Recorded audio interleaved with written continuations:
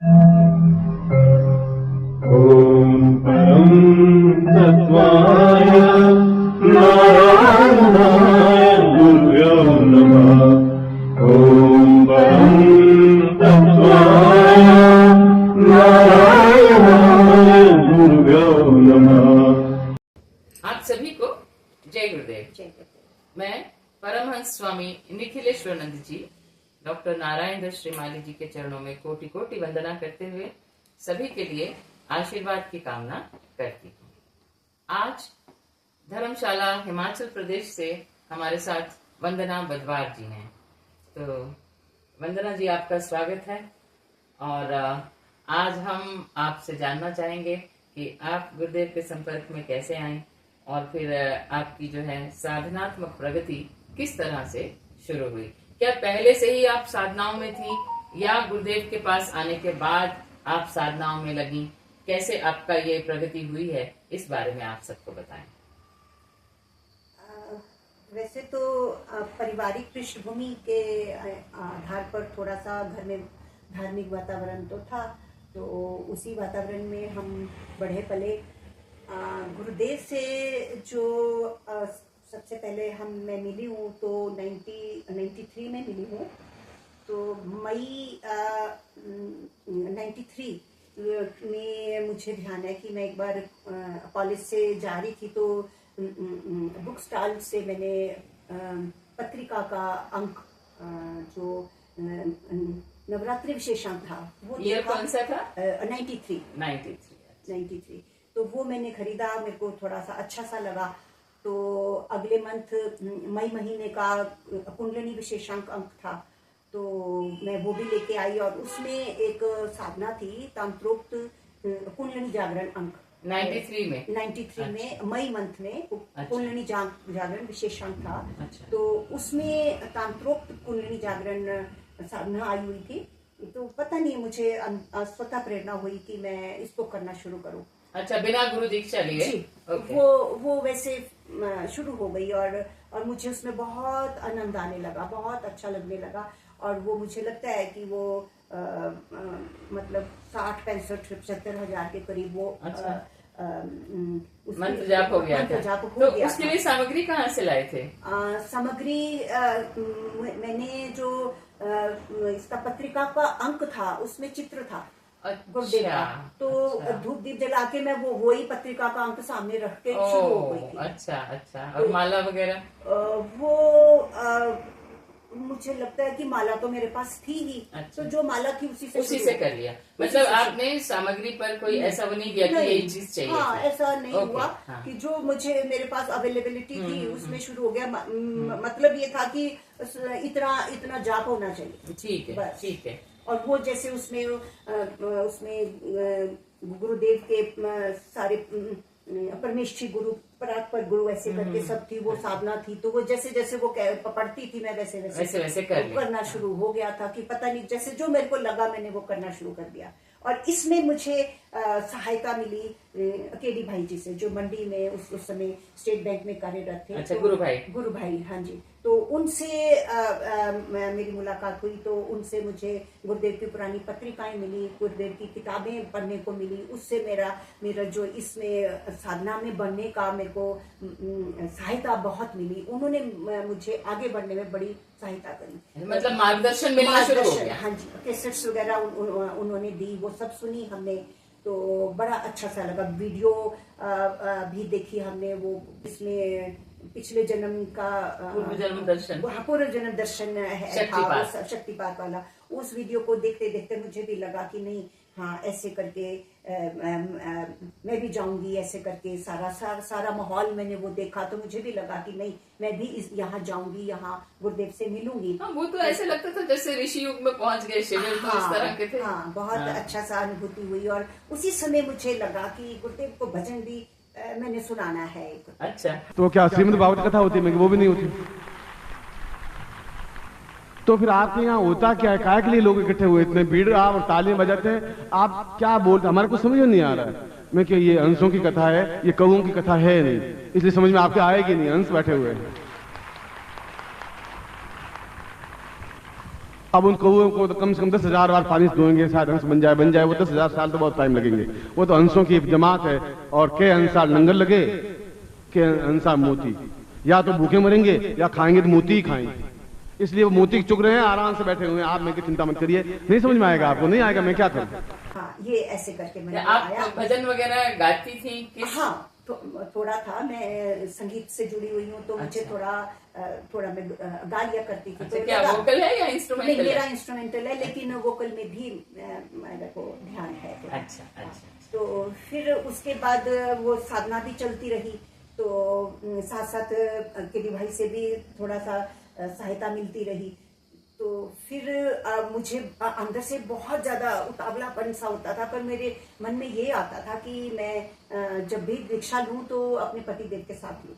अच्छा। तो उसमें कई बार मैं जैसे जोधपुर फोन कर दिया करती थी रात को, कभी 2:30-3 बजे चुपके से फोन को उठा के हल्के से बात कर लेती थी, गुरुदेव गुरुधाम में है। अच्छा, तो उस उठाता था कोई उधर से? हाँ, 2:30-3 बजे भी? हाँ, रात को उठा लेते थे, और हाँ, गुरुदेव नहीं अभी तो बाहर गए हैं। फिर कुछ देर 1-2 दिन के बाद फिर मैंने फोन कर देना, गुरुदेव आ गए हैं गुरुधाम में। हाँ, तो आ गए, तो मेरे को लगता था हाय मुझे जाना है, पर मैं ये कहती थी मैंने अकेले नहीं जाना, इनको भी बुलाओ तभी इकट्ठे जाएंगे। अच्छा। तो फिर उसके बाद मैंने अपने ब्रदर को जो गुड़गांव में होते हैं, तो छोटे ब्रदर को मैंने फोन पे बताया ऐसे ऐसे सब है, तो एड्रेस बताया मैंने को हार्ट एनक्लेव का। मैंने कहा वहाँ जाके देखना जरा, मिल के आना और टाइम लेके आना, ऐसे करके। अच्छा, कि कब आए हम, कब आए, कैसे क्या है। हाँ। तो वो गए, और छोटा वाला ब्रदर वो गए, तो वो दीक्षा लेके आ गए।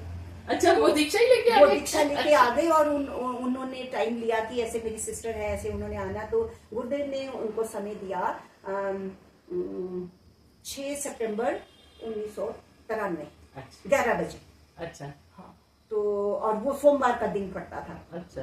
तो हमें बड़ा अच्छा लगा कि अच्छा, पर हमें बताया हुआ था कि शनिवार को कभी आपने सफर नहीं करना, एक्सीडेंटल योग बनेगा, शनिवार को नहीं जाना है। पर जब गुरुदेव ने बुलाया तो मुझे लगा, मैं कहा कोई बात नहीं, हम तो चल पड़ेंगे, कुछ नहीं होता। गुरुदेव है? हाँ, गुरुदेव है। इतना भरोसा दीक्षा से पहले ही हो गया था। खुद बचाने आएंगे, चलो हम चलेंगे, कुछ नहीं होता। तो हमने शनिवार को ही गाड़ी ली, और जब हम दिल्ली के आसपास पहुंचने वाले थे तभी, और सुबह का 4-4:30 बजे का समय था, तो और गुरु मंत्र चल रहा था उस समय, और मैं जागी हुई थी। तो मुझे ऐसे लगा कि देख अब क्या होता है, ऐसे करके कुछ मेरे को महसूस हुआ कि देख। तो इतने में पिछली गाड़ी ने हमारी गाड़ी को टक्कर मारी, और हमारी गाड़ी जो है वो पानी में सीधे खड़ी हो गई। अच्छा, पानी का बहाव? वो साइड में कुछ नाला जैसा कुछ ऐसे खड़ी जैसी थी, तो गाड़ी ऐसे करके पलटी और सीधे खड़ी हो गई। और सारा सामान भी जो दीक्षा का कुछ था, फ्रूट था, कपड़े कुछ, सब वो पानी में हो गए ऐसे। तो खैर, पर मुझे ये नहीं लगा कि वो भय और वो वैसा नहीं, सारी बस में तो कोहराम मच गया। तो मुझे ऐसे लगा जैसे मैं यहाँ से उठ के वहां बैठ गई हूँ, मुझे कोई भय नहीं मेरे दिल में आया। तो तुम्हारी चिंताओं का भार मेरे ऊपर है, मैं अपने आप तुम्हारी चिंताएं ओढ़ लूंगा, मैं अपने आप तुम्हारी जिंदगी का रास्ता बता दूंगा। आवश्यकता इस बात की है कि तुम मेरा हाथ पकड़ सको। इस अंधेरे में जब हाथ ही नहीं पकड़ोगे तो तुम डगमगा जाओगे, रास्ता बदल दोगे। पर चलो, फिर हम घर पहुंचे, कपड़े सुखाए, सब कुछ किया। तो फिर सोमवार को हम दीक्षा के लिए गए, तो बड़े अच्छे से दीक्षा हुई, गुरुदेव से बड़े अच्छे से मुलाकात हुई, दीक्षा भी हुई, बच्चों को भी लेके गए थे, बच्चों की भी दीक्षा हुई, और मेरे पेरेंट्स भी साथ गए थे, तो उन्होंने भी दीक्षा ली। अच्छा, सबने ले ली जी। पेरेंट्स ने भी ली, मेरे बड़े भाई ने ले ली, छोटे भाई तो पहले ही ले आए थे। तो सबने परिवार ने गुरुदेव से दीक्षा ली, और गुरुदेव से अच्छे से मुलाकात हुई हमारी। और फिर गुरुदेव ने अगले दिन फिर बुलाया, ट्यूसडे था उस दिन। अच्छा। तो हमने बोला हमने कल चले जाना है, तो बोलते नहीं, ट्यूसडे को नहीं जाओगे आप। अच्छा। तो आप यहाँ आओगे। तो हम ट्यूसडे को वापस नहीं आए, लेकिन हम गुरुधाम आए, सुबह से हम बैठ गए थे। तो रात को जब गुरुदेव जाने लगे तो हमें लगा कि गुरुदेव तो ने बुलाया था और मुलाकात नहीं हुई। तो फिर जब गुरुदेव ने देखा कि ये नहीं जा रहे हैं, तो फिर उन्होंने मेरे सिर पे ऐसे करके 2-3 बार ऐसे किया। अच्छा। और बोलते जाओ, खुश रहो, ऐसे करके कहा। और फिर आशीर्वाद तो पूरा दे दिया ना। फिर हम अगले दिन ये जब वहाँ गुरुजी बिठाए रखते थे ना, तो ऐसे ही नहीं बिठाते थे, वो आपका कोई ना कोई कर्म दोष ऐसे काट रहे होते थे। जो हम शुरू में जब गुरुजी के पास पहुंचते हैं तो हमको इन चीजों का आभास नहीं होता है और हमें ये चीजें पता भी नहीं चलती हैं कि क्या हो रहा है। अक्सर ही मैंने देखा कई लोग तो बड़े गुस्से में भी आ जाते थे कि अरे हम सुबह से बैठे हुए हैं, हमें बुलाया नहीं और हमारा टाइम की कोई वैल्यू नहीं है। ऐसे मैंने बहुत से लोगों को ऐसे वहां पर बोलते देखा, लेकिन उनको ये नहीं पता होता था कि अंदर से गुरुदेव की क्रिया चल रही है। ठीक, सही। अब समय तो जितना गुरुदेव का महत्वपूर्ण है उतना और किसी का थोड़ा ही है। लेकिन हाँ, उन्होंने तो बहुत काम करते हैं। हाँ, लेकिन वो जो है अंदर बैठ के भी अपनी पूरी क्रिया करते रहते थे। आप कुंडली जागरण क्या कर रही थी, देखो आपको सर पर आशीर्वाद वो पूरा वो टैप करके चले गए, तो कुछ एक्टिवेशन अंदर से करना होगा, वो कर दिया उन्होंने। जी। हाँ। तो फिर उसके बाद हमें तभी वही पता चला कि भिलाई शिविर है, तो हमने मन बना लिया कि हमने भिलाई शिविर अटेंड करेंगे हम। अच्छा। हाँ, तो फिर हम भिलाई शिविर में भी गए, वहाँ भी बहुत अच्छे से फिर भजन सुनाने का मौका भी मिला वहाँ पे। अच्छा। और भजन तो मैं वैसे सुना रही थी, तो जब भजन चल रहा था तो गुरुदेव पंडाल में आ गए। ओके, और उन्होंने सुन लिया आपका। हाँ, बड़ा अच्छा सा लगा कि अच्छा गुरुदेव आ गए। और वैसे अगर गुरुदेव पहले बैठे होते तो मैं शायद भजन सुनाने के लिए ना उठती। हाँ। तो वो चल रहा था तो उन्होंने प्रवेश किया और बड़े आराम से मुझे ऐसे करके देखते रहे जब मैं भजन गा रही थी। वैसे तो क्या है वंदना जी, आप किसी भी कोने में बैठे हो और गुरुदेव किसी कोने में बैठे हैं, अगर आप उनको सुना रही हो तो वो सुन लेते हैं, उनको पता चल जाता है। और सामने आमने बैठकर तो खैर एक बात ही अलग है, अदरवाइज उनको हर पर्सन की हर जगह की खबर रहती है। ये तो सही बात है कि घर में भी कुछ बात बोली हो तो वो सुन लेते थे। अच्छा, ऐसे ही मुझे एक संस्मरण याद आ रहा है कि घर में ही बैठे मेरा ना मन बड़ा उदास हो रहा था और बहुत बुरा सा लग रहा था। तो मैंने ऐसे उसी अवस्था में क्या किया कि गुरुदेव का नंबर डायल कर दिया। अच्छा। तो गुरुदेव ने उठाया। अच्छा। तो बोलते कि आप आ जाओ ना, संस्कार महोत्सव, ये कौन सा संन्यास महोत्सव। हाँ, संन्यास महोत्सव है, आप आ जाओ। आप आओगी? मैंने कहा बुलाओगे तो मैं जरूर आऊंगी। तो बोलते ठीक है। उसके बाद मैंने घर में कभी चर्चा की हमने जाना है, पर कुछ ऐसा नहीं बन पाया कि जाना है। तो फिर मेरा एक स्टूडेंट था, मैंने उसको। आप क्या करती थी? मैं कॉलेज में थी तब। अच्छा। लेक्चरर। हाँ जी, गवर्नमेंट कॉलेज में मंडी में। अच्छा। तो फिर मैंने एक स्टूडेंट को तैयार किया कि मेरा क्योंकि इच्छा थी तो मैं जा नहीं पा रही थी, तो मैंने सोचा ठीक है इसको भेजती हूँ, ये जाएगा। तो पर उसने 4-5 दिन लगा दिए, उसने मेरे को रिस्पांस वैसा नहीं दिया। इतने में मेरे पेरेंट्स का फोन आ गया कि आपकी बुकिंग हो गई है और तैयारी कर लो। अच्छा। हमने करा दी बुकिंग। तो गुरुदेव ने बुलाया था तो उन्होंने मेरा वो तो रास्ते कहीं से भी बना देते हैं। खुद ही उन्होंने वो भी कर दिया। और तो भिलाई शिविर भी हमारा इसमें ये संन्यास सिद्धि दिवस भी, वो भी इसी तरीके से भोपाल में, वो भी भाग्य में। ऐसे आपको जीवन में व्यक्ति तो बहुत मिलेंगे, धर्मगुरु भी मिलेंगे, शिक्षक भी मिलेंगे, मगर ये मैं बिल्कुल दो टूक शब्दों में कह सकता हूँ, मेरा जैसे व्यक्ति तो आपको नहीं मिल पाएगा, संभव नहीं है, जो आपके सुख में आपके दुख में सहायक है। मेरे साथ क्या हुआ कि लखनऊ में नवरात्रि का शिविर था, वो मेरा पहला शिविर था जी। तो सब लोग जो हैं गुरुजी उनको शिविर में भेज रहे थे स्टाफ को, तो बाहर गेट पर उनको सी ऑफ कर रहे थे। मैं गुरुधाम गई हुई थी, तो मैंने पूछा सब लोग कहाँ जा रहे हैं, तो बोले शिविर है लखनऊ में, वहां जा रहे हैं। गोमती नगर में शिविर था। तो मैं बाहर गुरुधाम के बाहर थी और मेरे मन में गुरुजी हमको भी शिविर में ले चलो ना, ऐसे आया मन में। और वो कह रहे हैं सबको आशीर्वाद। अब मुझे नहीं पता कि भाई मुझे ही वो आशीर्वाद मिल रहा है। और गुरुजी ये कहकर और अंदर चले गए। मैं ये सोच भी नहीं सकती थी कि मैं शिविर में जाऊंगी, क्योंकि मेरे तो घर में कोई चर्चा ही नहीं थी जाने की।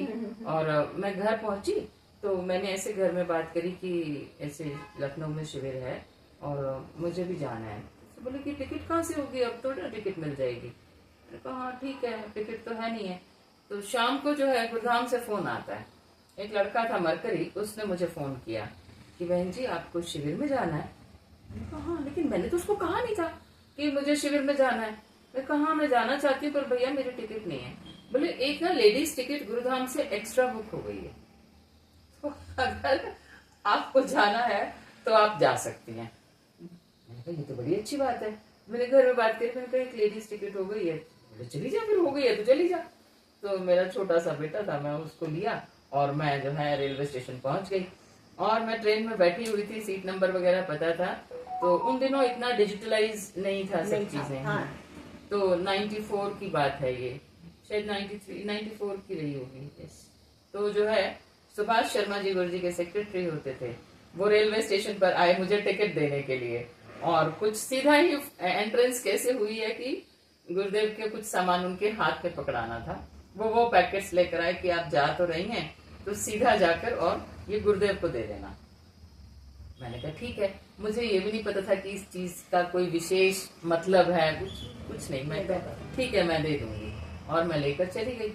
अब वहां जाके शिविर स्थल पे पूछा, मैं पोस्टर देखते देखते पहुंची, मैं फर्स्ट टाइम लखनऊ में तो मुझे कुछ भी एबीसी नहीं पता था। मैं पता नहीं कहीं ये मुझे कहाँ ले जाएगा, कैसे है।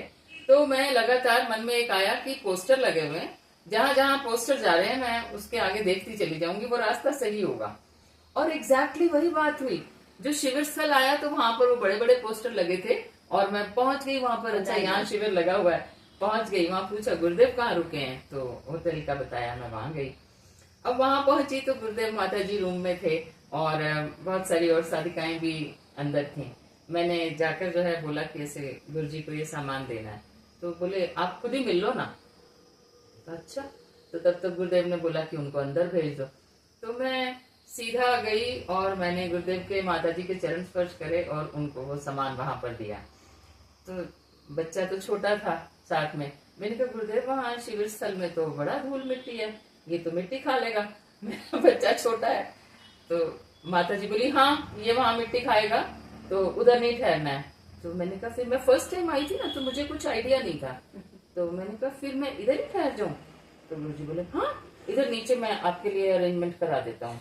जहाँ गुरुजी का स्टाफ रुका हुआ था, सीधा वहीं पर जो है उन्होंने मेरे रहने के लिए अरेंजमेंट करा दिया।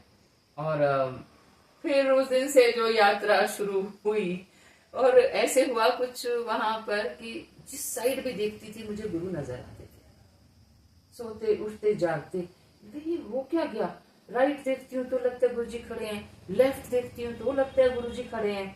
शिविर में जा रही हूँ तो दिव्योत्तमा जी के साथ मैं शिविर में गई तो लगा साथ साथ तो चलते हुए गुरुजी आ रहे हैं शिविर में। मतलब एवरीवेयर जहां देखती थी मुझे गुरुजी नजर आते थे। तो मुझे लगा कि मेरी आंखों को कोई भ्रम हो गया है। लेकिन फिर जब मैंने डिस्कशन करी लोगों से, तो तब उन्होंने मेरे को बोला कि नहीं, अब जो है आपकी दूसरी यात्रा शुरू हो गई है। तो ऐसे जो है मैं गुरुजी को थोड़ा थोड़ा जानना शुरू किया। ऐसे ही जैसे मेरे जाने का अरेंजमेंट उन्होंने किया, ऐसे ही आपके जाने का अरेंजमेंट खुद ही कर दिया। सही बात है। और देखो आपका तो फिर भजन वगैरह भी वहां पर उन्होंने सुन लिया। भजन भी उन्होंने सुन लिया। सही बात। ये सब उनकी क्रियाएं होती हैं और कृपा होती है जिस पर उन्होंने जैसे करना है। जो भी हम सोचते थे, कोई मुश्किल काम भी होता था तब लगता था कि अच्छा हाँ उसको कहाँ ढूंढेंगे, उसको ये करना है, ऐसे तो लगता था वो बंदा खुद ही चला आ रहा है कि मैं तो आपके पास आ रहा था। तो ये लगता था कि हम सोच रहे हैं वो काम खुद ही हो रहे हैं। तो गुरुदेव की शक्तियां उस समय साथ चलती थी। हाँ देखिए, मैं जब माताजी गुरुजी से मिली अंदर, तो बेटा मेरा 2.5 years था उस समय से। तो जो है माताजी इससे मजाक करने लगी, तेरे को गाना आता है? हाँ आता है। तो उन्होंने कहा सुनाओ। चुल्ला के दिल मिला निकले चल चला। अब बोलना तो आता नहीं था, इसका इतना डिफिकल्ट वर्ड निखिलेश्वर। और मुझे ही तब तक नहीं पता था कि गुरुदेव का एक नाम निखिलेश्वरानंद जी भी। मुझे ही नहीं पता था कि वो कौन है, परमहंस स्वामी निखिलेश्वरानंद जी। तो मैं खुद ही हैरान होकर देखने लगी कि ये क्या बोल रहा है ये। तो माता जी को भी पूरी तरह समझ में नहीं आई। गुरुजी मुस्कुरा रहे अपना आराम से। तो माता जी बोली क्या क्या, फिर से सुना फिर से सुना। तो उसने 2-3 बार जो है यही लाइन बोल दी। तो फिर गुरुजी बोले ये कह रहे चुरा के दिल मेरा निखिलेश्वर चला। तो मैं इतनी मतलब मैं देखने लगी कि इसको ये वर्ड कैसे आया, ये तो शुद्ध बोल भी नहीं सकता इतना बड़ा वर्ड, और कैसे समझा इसने। वहां से जब निकले तो हर कोई इसको गुरुजी का गाना सुना, गुरुजी का गाना सुना। ये सब में जो है यही गाता फिर रहा था पूरे वहां पर। तो उससे बाद में मुझे ये बात समझ में आई कि ये जरूर पिछले जन्म में गुरुदेव से जुड़ा हुआ रहा होगा, साधक रहा होगा। तो अब पता नहीं उसके माध्यम से मुझे पुकार लिया या मेरे माध्यम से उसको पुकार लिया, ये मुझे अभी भी समझ में नहीं आता। पर गुरुदेव अपने पूर्व जन्म के सभी शिष्यों को खींच खींच कर निकाल कर लाते। सही बात। तो चाहे कभी पत्रिका मिल जाती है, कोई वरिष्ठ गुरु बहन भाई मिल जाता है जी। जैसे उनका पोस्टर, चित्र, कुछ भी, वो सब उनकी क्रियाएं बुलाने के तरीके होते हैं। सही बात है। तुम्हारा और मेरा रिश्ता बहुत पुराना है। ये पहला नहीं है, पहली बार आप मिले, दूसरी बार मिले, 10वीं बार नहीं मिले। आप कई कई जन्मों से मिले हैं और मेरे पास मिले हैं। मैं आपको आपके पिछले 20 जन्म दिखा सकता हूँ। जो भी चैलेंज के साथ आ जाए, मैं दिखा दूं कि आपके 20 जन्मों से आप जुड़े हुए हैं। अच्छा, एक और संस्मरण मुझे याद आ रहा है कि जब भिलाई शिविर में हम गए तो वहाँ स्टॉल में मैंने एक गुरु चित्र देखा, तो मुझे एकदम से रिकॉल हो गया कि ये इस मुद्रा में, इस वेशभूषा में तो गुरुदेव मेरे को जब मैं स्टूडेंट थी तब मेरे सपने में आए थे। क्योंकि जब मैं स्टडीज कर रही थी तो मुझे ना एक तड़पन सी रहती थी कि मुझे कोई गुरु मिले तो मेरे को सिखाएं, कोई संगीतिक गुरु मिले तो मैं उनसे सीखूं। और मुझे ऐसे लगता था कि अंदर प्यास है, जो मेरे को उत्कंठा सी रहती थी कि मैं कुछ सीखूं, कोई मुझे ढंग से सिखाने वाला नहीं। वो तो 64 कला पूर्ण हो, तो आपके सामने आए बिना आपको सिखा तो देंगे। मुझे सपन में वो दिखे, उसमें सामने बैठे हैं, सितार ऐसे रखी हुई है और कुछ उन्होंने कह रहे हैं, और मैंने सपन में भी ये कहा कि ये इस धरती के नहीं है, ये कोई देव पुरुष है जो ये ब्रह्मांड से आए हैं। ये उस सपन में ये मेरे मन में ये बात आई और बस इतना ही मुझे देखा और मैं भूल भी गई। लेकिन जब मैंने भिलाई शिविर में वो चित्र देखा तो एकदम से रिकॉल हो गया कि यही सपने में आए थे, सपन में मेरे आए थे। और मैंने वो चित्र खरीद लिया। व्यक्तित्व तो उनका था ही महामानव। जी, सही बात। देखने के बाद ही लगता था कि कोई ऊपर से उतरे हुए देवदूत हैं। बिल्कुल विशाल काय शरीर और बहुत आकर्षक सा। मैंने तो जो उनका एक विराट स्वरूप देखा तो नीचे से लेकर छत तक उनका सर जा रहा था और जो है पीला दुशाला ओढ़ा हुआ, सितारों भरा। और जिससे वो रूम में आए, मैं बैठी हुई थी, वो रूम में आए तो पूरा छत, पूरा रूम सितारों की झिलमिल झिलमिल झिलमिल ऐसे हो गया। और इतना कि मेरी आंखों को कुछ दिख नहीं रहा था, इतनी झिलमिलाहट हो गई। लेकिन उस झिलमिलाहट में उन्होंने क्या क्रिया करी वो मुझे नजर नहीं आया, वो मैं देख नहीं पाई। और वो बस जैसे पल भर की बात होती है और इमीडिएटली वो सीन खत्म हो गया। तो उनका वो जो देव स्वरूप है ना, वो भी बड़े ही भाग्य से देखने को मिलता है और किसी न किसी विशेष क्रिया करने के लिए ही वो उस स्वरूप में आते हैं। इसके साथ ही हम आप सभी को जय गुरुदेव कहते हैं और आपसे फिर मुलाकात होगी। जय गुरुदेव।